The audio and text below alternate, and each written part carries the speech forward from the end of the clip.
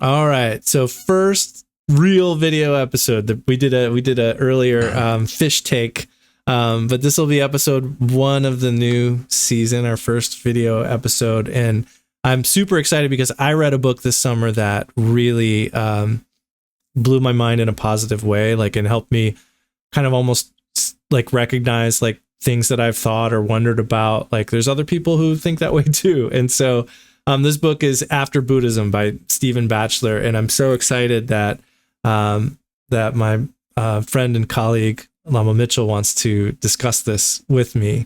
And so I'll just say before I pass it off to hear your initial thoughts, because I don't think you had read this before, right? Mm-mm. Yeah, I would just say, like, I think that right out of the gates, like, After Buddhism does not imply that I have moved on from Buddhism. And I don't know about you either, but I mean, I think this is, I can't say why he chose that title, but I know that the kind of broader mission he describes is like creating a modern Buddhism, a secular Buddhism that fits this secular age and speaks to this age and is a lived tradition of this time. And that's where I think I've seen, and we've talked about a lot of the potential issues with Buddhism today. So I think it's really great that he, somebody like him who has a lot of experience and is a scholar, put forth what he thinks. I can't say it's the new, thing governing my practice, but it helped me a lot, and I'm really glad that I found it, and I'm super excited to dive into talking about it with you. Yeah.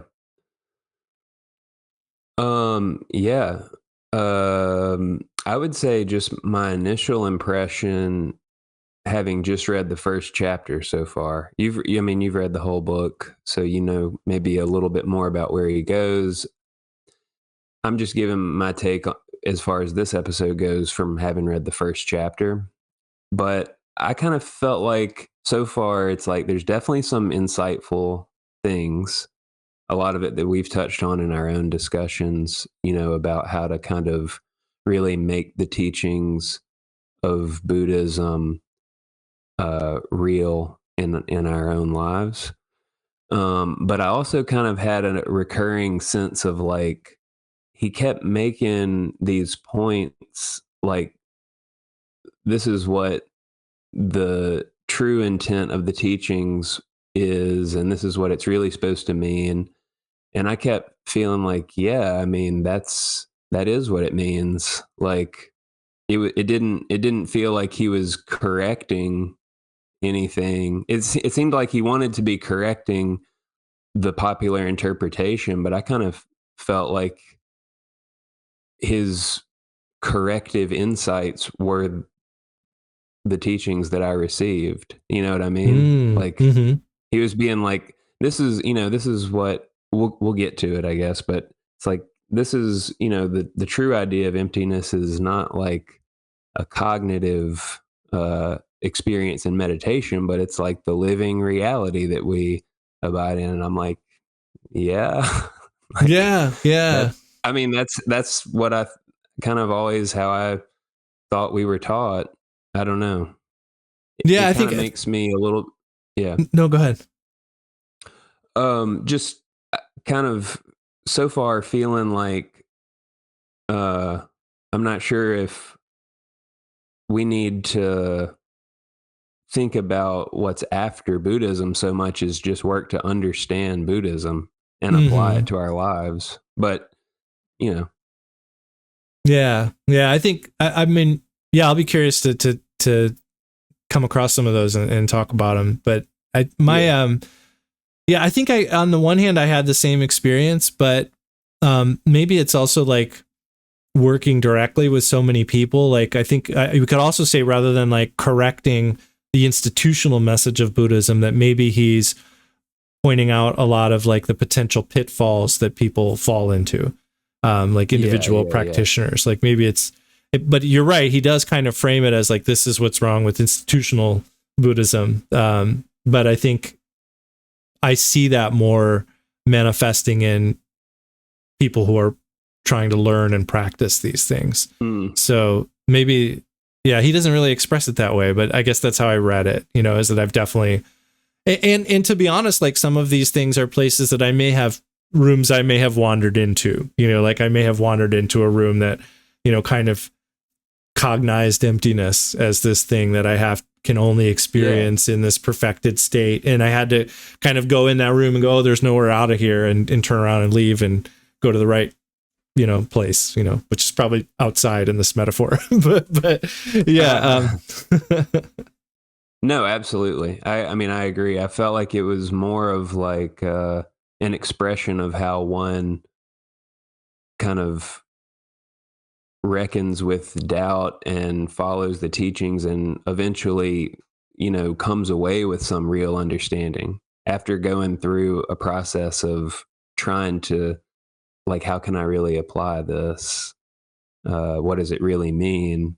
Like, everybody has to kind of have that process. I don't know if I kept thinking, like, I don't know if it's about a problem with the teachings as much as it is just eventually we refine our understanding and discover something of like what they really mean. But yeah.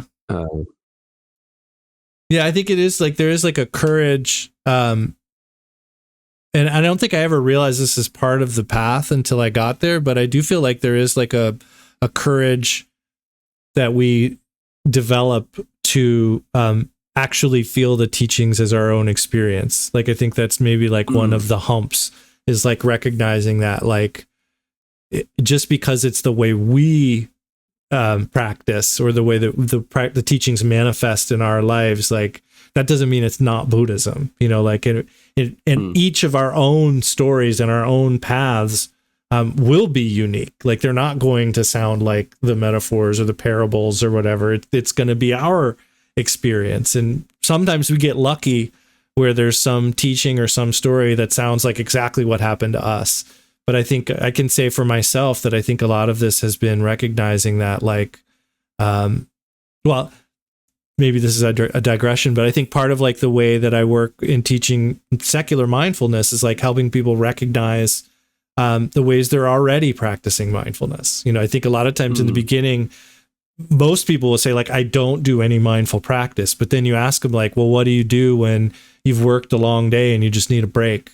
Like they'll give you some practice that is probably somewhat mindful. It may not be, it could be, something that is diving into some kind of conceptuality or thinking or analyzing.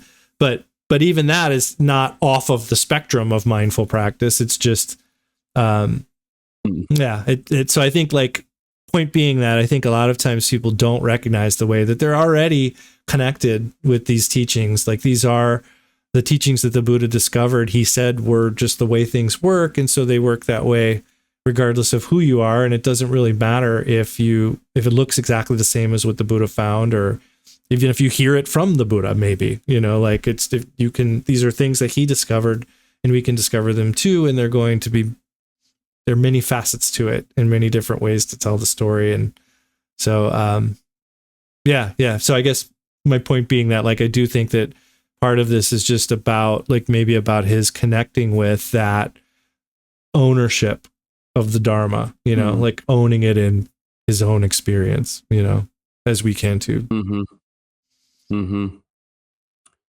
Yeah. And, I would also maybe add that, I think some reason for his insights feeling familiar to me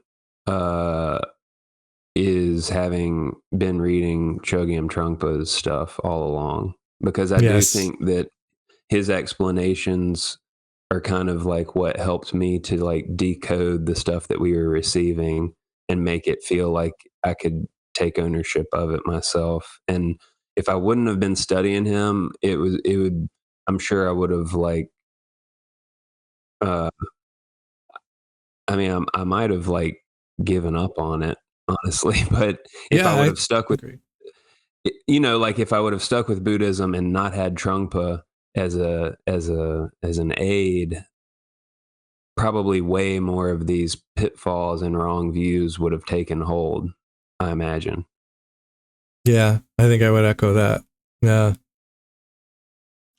Well, the chapter starts with this what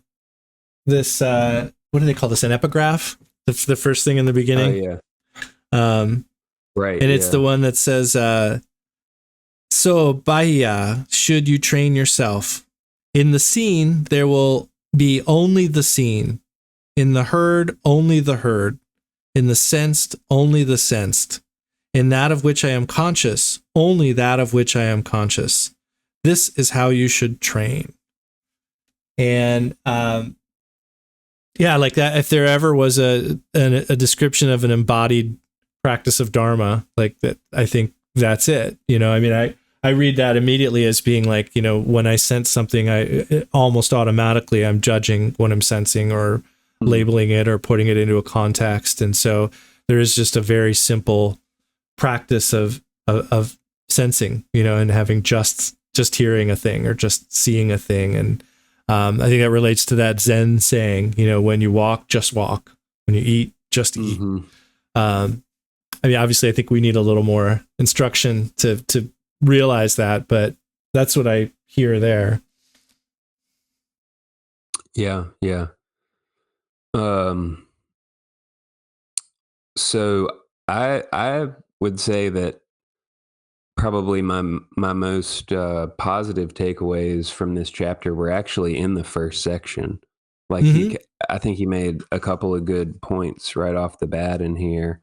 Um, I guess kind of the overall impression that I had after this first so the little subsections in the chapter are just numbered. So that's just so everybody knows like what we're talking about. So it's like 1 through 8 in the first chapter. So just this section number 1, I really liked how he kind of, I'm kind of having to like glance at it to refresh my memory.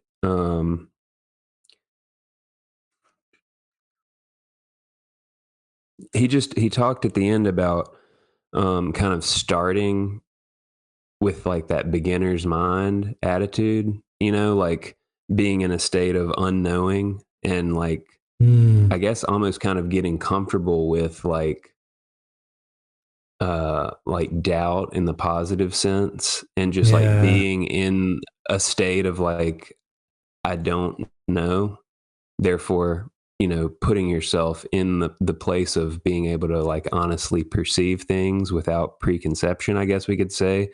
And it struck me that, you know, I know I've definitely heard that kind of like beginner's mind um,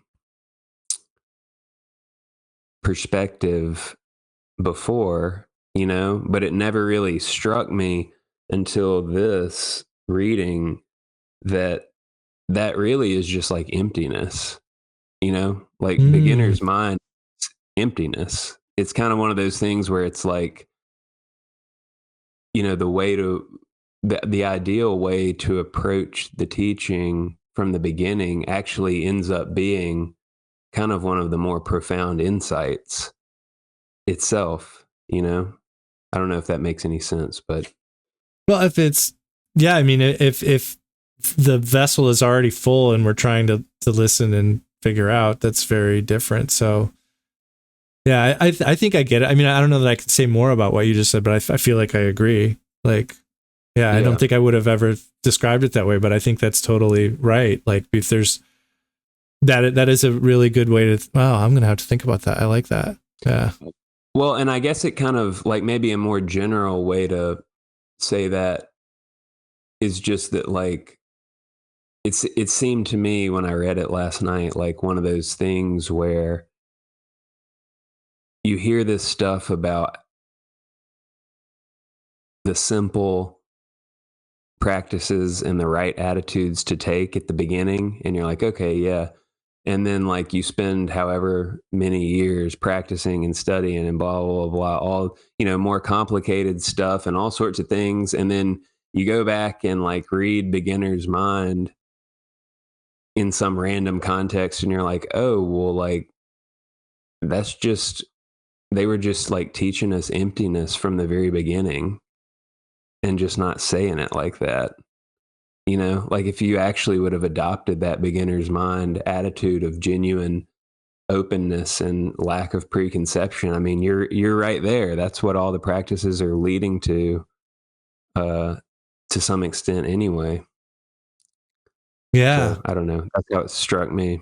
I love that. And I don't think I've told you this yet, but I think that aligns with, I've been doing a series on Lojong for our Santa Monica KTC and doing it based on Training the Mind, Trungpa's commentary. I really wanted the chance to not only just really dive into Lojong, but to do it from Trungpa's teachings. And so obviously referencing Great Path of Awakening as well, but Trungpa's Training the Mind is the main text. And I had read it before, but now that I'm doing these series, and I think I'm on my 7th one, and we're just getting to the relative bodhicitta portion. So we're like really going in depth. And what struck me, we spent 2 sessions on ultimate truth, ultimate reality, which he references in here too. And what I thought was fascinating is I'd always kind of clung to this idea in the Lojong teachings, the mind training teachings, that emptiness or ultimate truth is not going to arise in the course of experience of beginners, but relative bodhicitta, if you practice relative bodhicitta, it will arise naturally.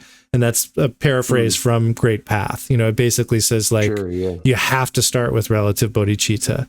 And what I loved is I got into Training the Mind, and I don't know that I must have read it before, but it didn't click that he says the opposite. He says you have to start with ultimate bodhicitta. You have to start from that place. And so I think that just aligns with what you're saying. And he also he doesn't just say that. He also says it's not some super complicated thing you have to figure out. It's just this basic naivete, this positive naivete is I think how he described it. And interesting. Kind of exactly what you're saying, like here we take this concept that was just there right at the beginning, and we just cover it with all these aspirations and ambitions and and I mean, we don't really, I feel like maybe even another way of saying it is kind of like we don't always realize how profound those just like simple perspectives actually are. I mean, it ends up being the most stuff, Yeah. Thank you for that. That really helped me frame it up a little bit too for myself. I'm just like looking at my notes, little points that I took from this. But the other thing that I loved about this first section was that whole,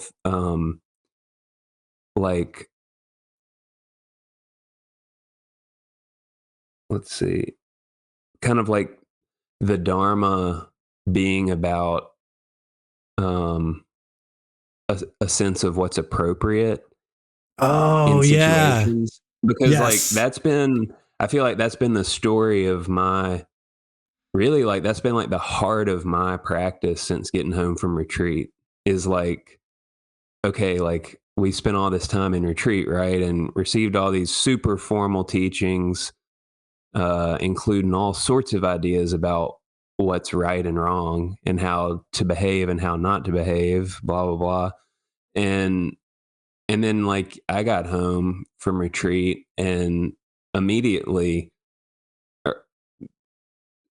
realized that like there's something not right about coming to every situation with all these ideas about how you should or shouldn't behave. And like now that you're in real life situations, you really got to kind of go from your gut, like make sure your heart's in the right place, and then just kind of like go from the gut on what feels right in the moment in totally novel situations. And I mean, that's kind of my spin on what he's saying, but it really struck a chord with me. He quoted some Zen master or somebody. Yunmen? Yeah. So what are the teachings of an entire lifetime? And he replied, an appropriate statement. I just love that. I mean, that's like, I feel like that's kind of the heart of the Dharma for me over the last few years. It's like, how can I make an appropriate statement, here and now, right now, with my actions or whatever. And I have this written in my notes. So this is probably my thoughts and not exactly from the book, but I put that also there's like seems to be at least implied some need for basic harmony in situations, harmony and compassion. Like we don't want to be agents of like conflict on any level. You know what I mean? Yeah. Like we want to harmonize with the situations that we're in. So I thought that was all really cool stuff. Yeah. Yeah. This is, I think he said something like, a proponent of the Dharma quarrels with no one. And, Yeah. yeah, and it's a thing I've been thinking about and talking about in various settings a lot lately, is just like how certainty becomes an addiction, even if it's for good purposes, like and I think we're seeing it and have been seeing it. Sorry to bring this up, but in politics, like I think like that's being leveraged big time, like people, like there's a sense of power in certainty. It's false and it's contingent and impermanent and it's going to go away. But it's there and it can be used in ways that are negative. Also, I think Buddhism as a religion tries to use it in ways that are positive. Like when we say like there is results to our actions, there are results to our actions, and if we do positive things, then positive results will come. I mean, that's a kind of certainty that we're cultivating. And I think another thing that I anticipate will be a theme of going through this book is, some examination of the technology of Buddhism and how it's developed and maybe whether it is appropriate for the time, and what isn't appropriate for the time. I hope my friend is okay with this, but somebody asked me the other day about doing practice for a being that has died, and he quoted the part of the text, the Nundro text that we practice in our tradition, where it says like there is no freedom at the time of death, and this person was like, well, why would we do anything then? And I realized like, well, that's just right. That's kind of one of those Tibetan approaches where they say it's totally this thing, so you better be scared and do it this way. I mean, right. That's what I hear. But the fact is, we know there's some freedom after death because we do all kinds of practices to gain liberation after death. Right. And we do things to help beings after they die. But we make these, or we hear or read these statements in the texts and in commentaries that are emphatic and certain about and I know that's for an end. I'm not saying it's bad, but I am saying like that's the kind of thing that like maybe it's not an appropriate statement all the time, and we just need to be open to that idea. Yeah. And it may not always, something I realize now is that it may not always help every practitioner to phrase things that way. Like part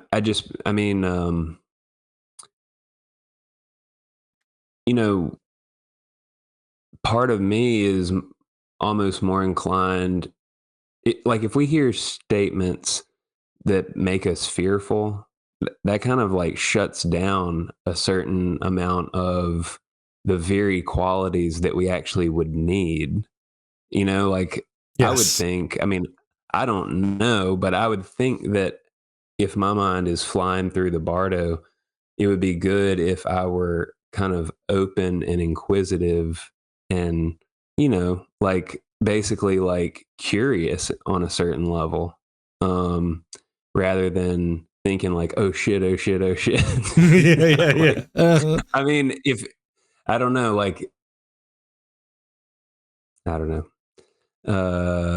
I agree that those statements have on our psyche might not always be so great, but fear is leveraged a lot in the world for many different reasons, and there may be a whole other dialogue about like should fear be a motivator? Well, I guess that dialogue would have to be inclusive of the situation and the context, because again, like it's about, in any given moment, an appropriate statement and what fits in this moment. And yeah. And some of that, it might, I'm not saying there's no function for fear, because some degree of fear about what might happen after death is obviously useful in turning us toward practice. But I think the value of that is a little bit limited. Like at a certain point, we might benefit more from kind of feeling secure, confident, and like we can occupy the space of our own being, without kind of being afraid of everything that's going to happen that we don't know. Yeah. Well, I mean, it's definitely leveraging attachment. It's definitely leveraging clinging, because fear would be irrelevant if we didn't have a preference for comfort. I mean, that's right. So it is kind of playing with and leveraging the thing that we say is the cause of all suffering. So that's a serious thing. That's a big deal. And yeah, I think in general, these, like, I've kind of felt like, I think if I'm traveling to one end of a spectrum and I need to probably come back, the end that I've been traveling towards is like, wow, we put a lot of stuff out there that is emphatic and we say it's this, or you need to do that. And I think that probably worked a lot better when there was a lot less access to this stuff. And the fact that like everybody can consume so much stuff now, whether it's podcasts like this or books or whatever, I think like there's just too many emphatic statements floating around. And I think we probably need to get back to more of a model of a certain person or group of people who have some experience using these teachings for the right outcomes, to work individually with people and help them in the moment use the tool they need for the situation. Because I just think that knowing that there's this addiction to certainty and knowing there's this addiction to comfort, these kinds of emphatic statements and beliefs can rapidly spiral into the cause of suffering.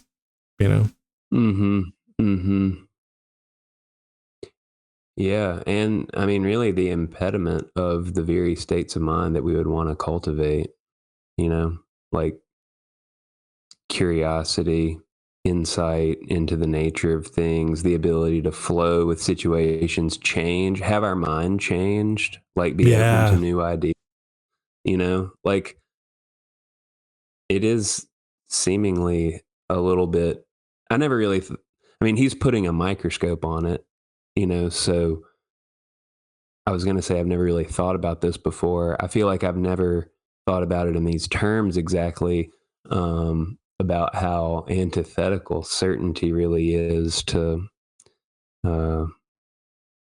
maybe where we want to be as beings, human beings. I'm like avoiding even saying practitioners. I don't know. It's like, yeah. Well, we'll have a lot more time to dig into that, I know. And part two, really kind of just what stood out to me was that, I think it resonated. I mean, obviously we didn't have the same experience he had. And I think his journey diving into cultures of Buddhism was longer and in some ways more in depth than ours, although he did not do a long retreat, a 3-year retreat like we did. But I did feel like we did dive in such a way that I feel okay talking about, what I think is needs work in the tradition that we were, because I feel like we lived it, day in and day out for 3.5 years, and we lived the effects of it and are still living the effects of it. So I think like, even though it is maybe slightly different culture, that we had to kind of learn and come into, we were immersed solidly. And I have left that experience feeling more and more like we need to bring this into our culture and our time. And nothing made that stand out more than my trip this summer to University of Wisconsin for a student flourishing conference, and basically about teaching mindfulness-based well-being to students, and research-backed stuff. Center for Healthy Minds, Richard Davidson, who is also involved in Mind and Life Institute with the Dalai Lama and stuff. But my big takeaway from that is they've really found with that course material that the best results happen when the instructors teach it from their own context. They don't have a script that everybody has to teach.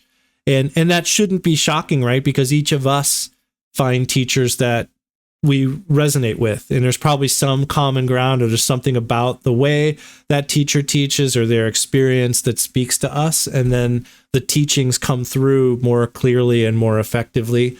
And it just really stuck out to me how potentially problematic it is to mix a culture with the Dharma and then kind of present it as one thing. And I think I feel like I am drawn to not throw away anything we learned in the Tibetan Buddhist tradition, but I feel like we are called to make this American modern Buddhism. And I think that putting in a layer of a whole other culture and even a whole other language, like we know when the context matches that people learn more effectively. And if the more layers we're putting in of cultural difference, that just I think objectively makes it a harder path to learn. Yeah, that makes sense to me. I mean, I agree. One of the sort of enduring senses that I had after reading this, though, was that, like, while I could, and I think this will probably come up more explicitly later in the chapter, but anyway, it comes to mind now that, like, I definitely think he's right on about some of these insights, like you're saying, like that, there's so many examples of how culture has kind of become fused with the Dharma in a way to where it's hard to like separate the two, and maybe that impedes our understanding of Dharma, or it makes it harder than it needs to be to like figure out what to apply and what not to apply. But at the same time, I do feel like, in my experience, I was never really encouraged by like my true teacher to adopt Tibetan culture. Like, I think that was, I don't know how that developed. I mean, that was obviously in the atmosphere a little bit. And like some people really took to that. And like, I'm not even saying that some kind of secondary teachers might not have inadvertently encouraged that. But as far as like the teachers that I was actually listening to, like Rinpoche, like I'm taking their word, I'm taking what they tell me. I really feel like the essential Dharma was intact, and he never encouraged me to like dress up as anything other than just who I already am, I mean, so there is like, I don't think that while there may be all sorts of problems and misunderstandings in the atmosphere of Buddhist teachings these days, at the same time, there are still authentic teachers who, despite their own particular culture and personality, are just teaching pure Dharma. And they're not telling you to do anything other than just listen to the simple teaching and apply it. I don't think it would have ever occurred to Rinpoche that an American couldn't just apply this to their life, And I know he wanted there to be more American lamas, and I think that's probably the reason for that. But yeah, you're right. I mean, I think he is in many ways an exception to what I've seen. True. And I don't fault anyone either, because particularly when we're talking about a tradition that has a lot of ritual, it's harder to know what can come out and what what needs to stay for the practice to be effective. Mm-hmm. Yeah, that's I think that's all I'll say about that right now. Yeah. I wanted to read something from, I think it's the third part here. Yeah. I'm good to move on there.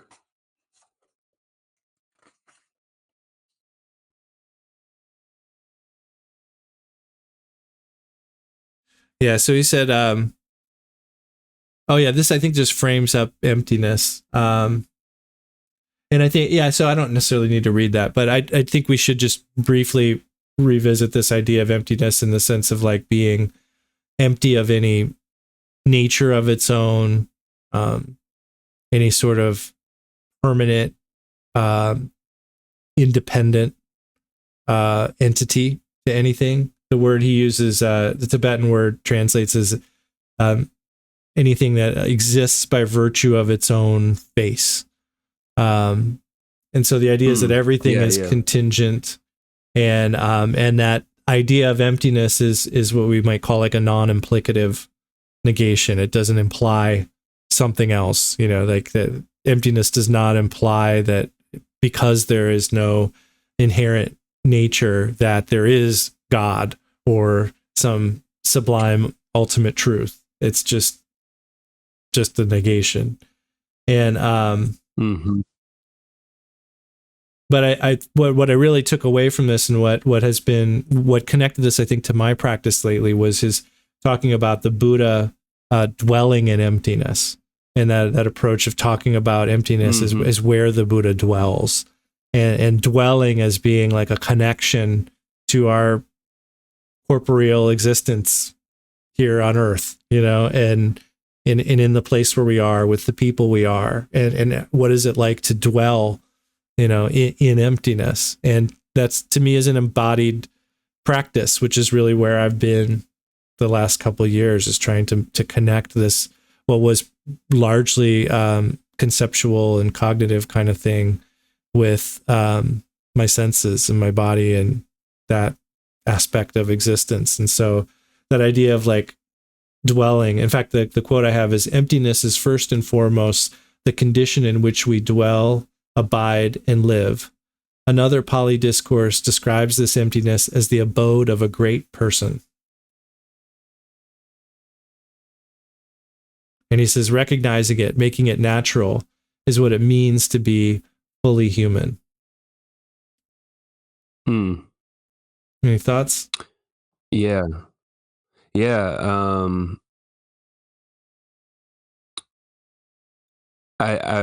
I feel like that's right on. I mean, that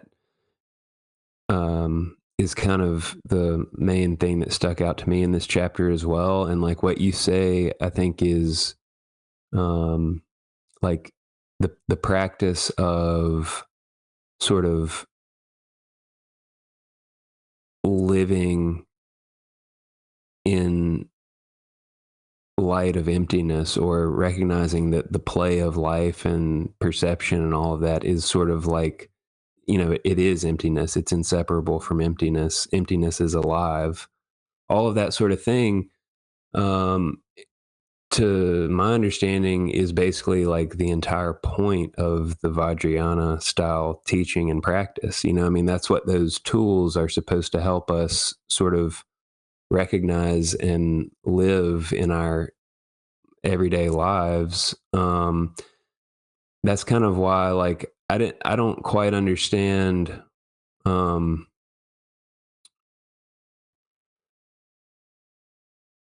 he seems to be overlooking that. Like, I think he's got a point for sure, but okay, so look, I'm just going to back up to this, because this is what this whole kind of this section 3 comes down to for me, is this question of, he asks at the very end of it, how in the course of Buddhist history did the concept of emptiness evolve from a way of dwelling on earth unconditioned by reactivity into an ultimate truth to be directly cognized in a non-conceptual state of meditation. Okay, so like I feel like it didn't really. I mean, of course there's been misunderstandings of the teachings all along, but to me, like, that question is not even a dichotomy. Like, emptiness is on a certain level a truth that we cognize in meditation, Mm-hmm. but it doesn't stop there, right? Like, we also have means, like the tantric practices, and like the whole perspective of Mahamudra is about unifying that insight with lived reality. So I kind of felt like there's not really this big problem. It's just that emptiness is kind of hard to understand. So at first it's a concept, and then you might grasp it to some extent in meditation. And then later on, you realize there's this whole world of practices based on bringing the insight from meditation into your embodied existence. And I've sort of feel like those teachings are perfectly intact if you find the right teacher. Yeah, I'm glad like that we were having different experiences with this. This is good because I totally hear you and I agree, but I totally resonated with what he said. Like and I think it's related to what I said earlier about like messaging that, like, you know, you can't even get near ultimate truth until you've done the relative, which, you know, is its own duality. You know, you have to do this thing before that thing, you know, when in fact those are the same thing. Mm-hmm. And yeah, I think another quote I had is: the shorter discourse on emptiness concludes with this insight: to dwell in emptiness means to inhabit the fully embodied space of one's sensory experience, but in a way that is no longer determined by one's habitual reactivity. And so I think maybe what is underlying this too is cultural and is of our time, in the sense that, of course, I can only use I statements here, but my sense is that it's very easy to get into a knowledge consuming mode nowadays, whether it's, you know, scrolling on social media or reading, or I think it's a common state of modern people in Western culture to want to collect knowledge and keep it as a kind of wealth. And so I think that for me, part of the reason why what he said resonates is because I didn't really connect this physically, like into an embodied practice, until the last couple of years, even in the retreat. And I know it was there. I know the instructions were there to do it. And I know we had quality guide in Khenpo Karthar Rinpoche, but I guess I just wasn't ready, or was, you know, something wasn't clicking. And it wasn't until recently that I started to connect with just the simple embodied practice of the senses. And I want to put a plug out for the book Better in Every Sense by authors' names are Farb and Siegel. And I've been loving this book. It's one of those great books that has like a chapter and then a applied practice to do. So there's always like some reading, and then we could say like declarative learning and procedural learning combined in each chapter. And the thing I really love is like he teaches this kind of a meditation almost called sense foraging, and it's like turning as an option, kind of training in turning to the senses. And I think the beauty of that is that it counterbalances that habit of collecting knowledge and trying to figure out and understand. And it's kind of another, like my takeaway is that's like a thing that we ought to try to cultivate when we meet situations that don't necessarily fit our expectations, whether good or bad. You know, we might normally click into what they call active inference, you know, trying to figure it out, understand it, what can we change? And then the other option that he presents is perceptual inference, which is just connecting with how it feels, you know, and at least taking a little time to just notice how the situation feels. And then we can always come back and engage some active inference if we want. But I think there is like a lot of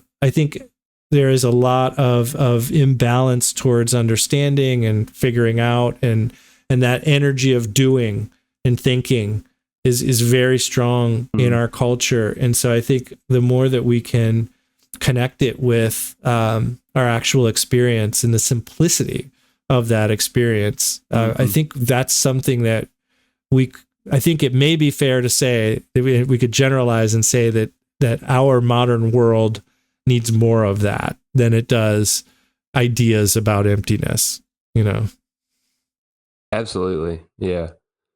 And I would also just add that, like, I'm right there with you, that my kind of more embodied, immediate sense of the teachings did not come through until after retreat.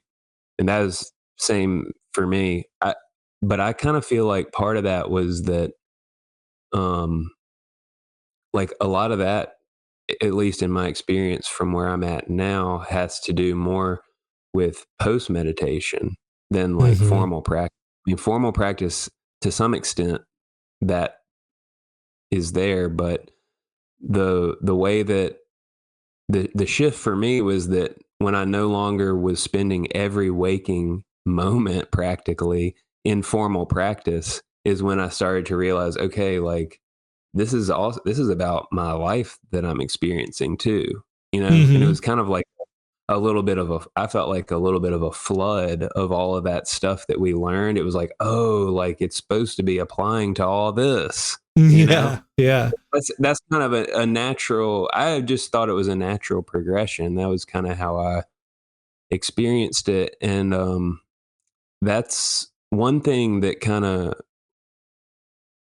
a question that comes up in my mind about this content and all of this presentation and everything. Like, I would say, like, obviously I've only read the first chapter, so I don't know where he goes with all this, but the question in my mind is, like, it seems like he sort of wants to um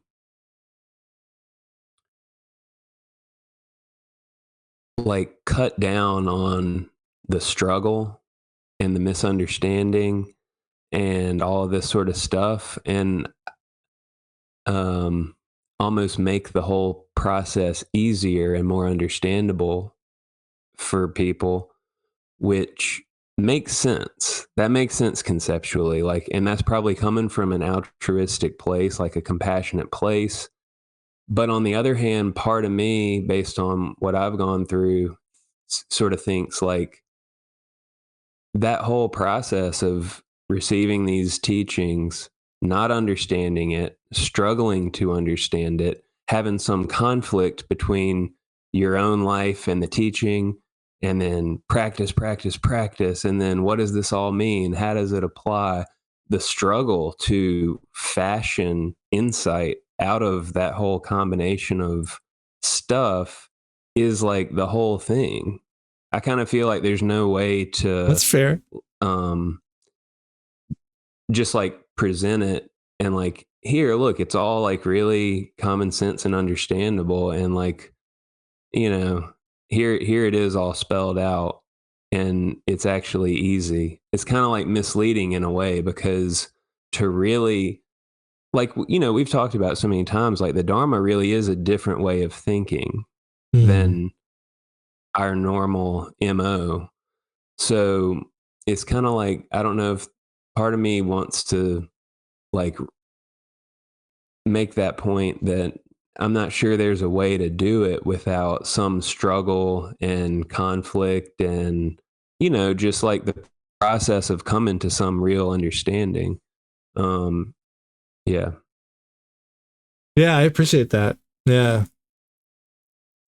Um, yeah, I think we probably should do a second part for the second part of this chapter. So this is probably, I think this is probably a good stopping point for today. And yeah, this is a great dialogue though. Yeah, any closing thoughts or summations to make on this first part of chapter 1?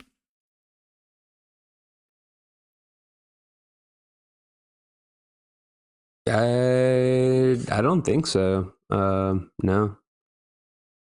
Cool. I think I would just suggest a light practice of sense foraging for people. Like, I think that's a nice thing to do, like when you get into a situation and things don't fit the way you want them to, like it's either like a little challenging, like maybe not what you expected, or it's pretty good. It makes you feel like something good's happening.